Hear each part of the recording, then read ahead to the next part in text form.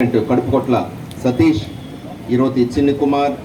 గంటరెడ్డి Rajendra Kumar, Nodagala Rajesh, Betha Pratap Kumar, Betha Krupakar Joseph, Midathadu Manidas drill master garu, Adireddy Albert, Polamashetty John Vikranandarao మాస్టారు, తర్వాత Thota Satish Raju garu, Yandrapu Uday Kumar, Adireddy Charlie, వీరందరికీ హృదయపూర్వకంగా ధన్యవాదాలు తెలియజేసుకుంటూ, వారు ఉదయం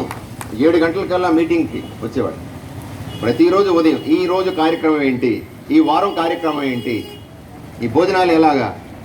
ఇక్కడ వీళ్ళ ఉద్యమాన్ని నడిపించడం ఎలాగా, ఏ ఆఫీస్కి వెళ్ళాలి, ఏ కమిషనర్ కలవాలి, ఎంపీని కలిసాం, ఎమ్మెల్యే గారిని కలిసాం, ఇక సూపరింటెండెంట్ కలిసాం, తర్వాత కమిషనర్, డిప్యూటీ కమిషనర్,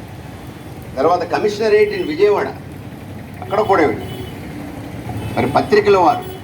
దాన్ని మీడియా వారు మరింత ప్రబలం చేశారు. సో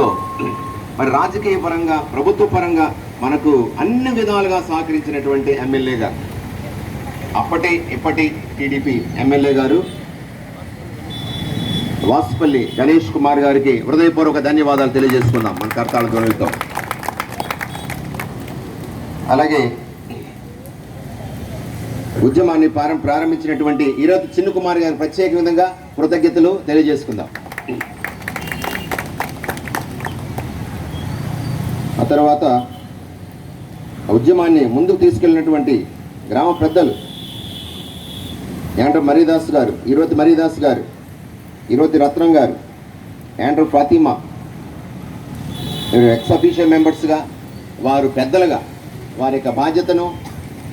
విశేషం ఏంటంటే వారి వయసు 70-80 దాటిపోయి ప్రతి ఆదివారం